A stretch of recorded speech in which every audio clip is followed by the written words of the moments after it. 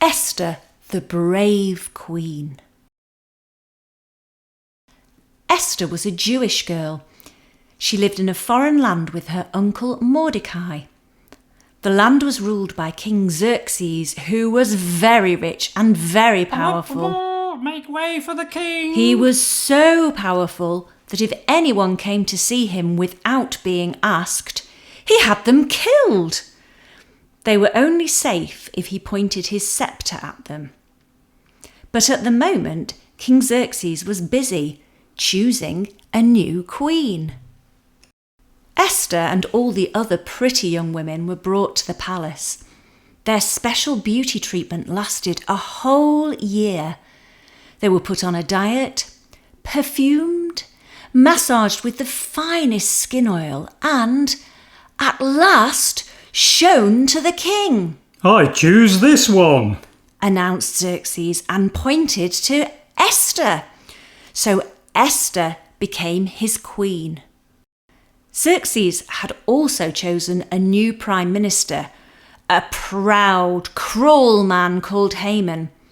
Haman was terribly bossy. You must all bow down and kneel to me now, he ordered. But Uncle Mordecai wouldn't bow or kneel.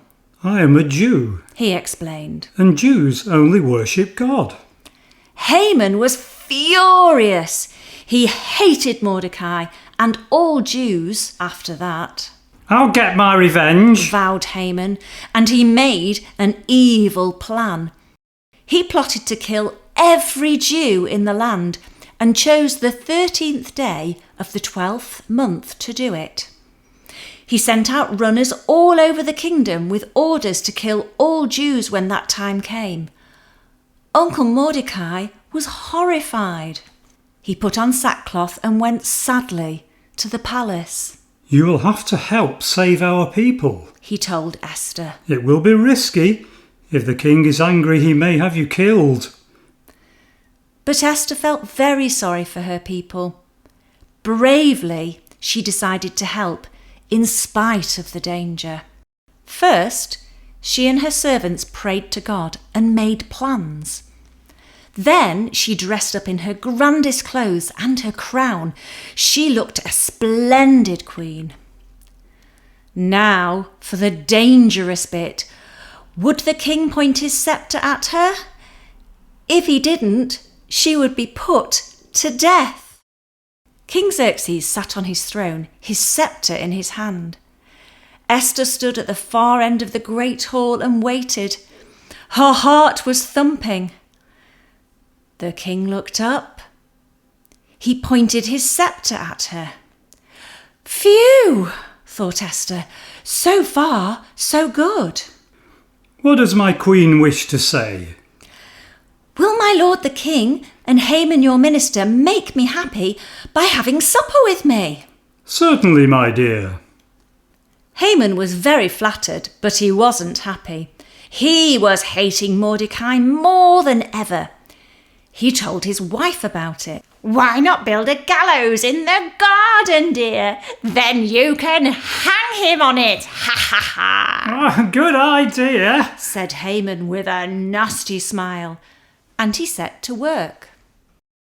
Xerxes and Esther enjoyed their feast together. But that night the king couldn't sleep. To pass the time, he read some old diaries and found that Mordecai had once saved him from danger.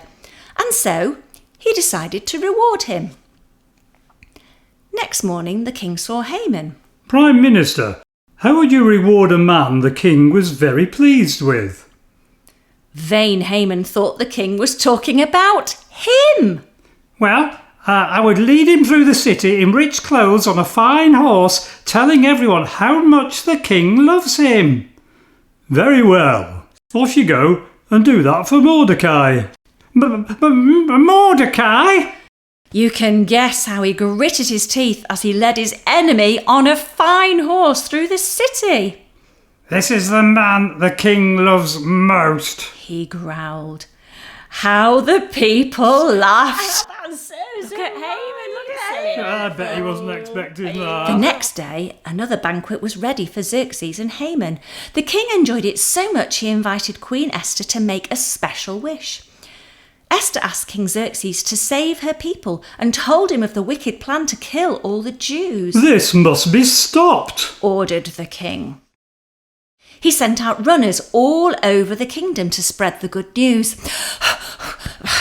No Jew is to die. King himself says so. As for evil Haman, King Xerxes had him and his wife put to death on the very gallows they had built for Mordecai in their own front garden. So, thanks to Esther, the brave queen, the Jewish people were safe after all. They sang, they danced, they praised God for saving them. And they still celebrate on the 13th day of the 12th month, even now.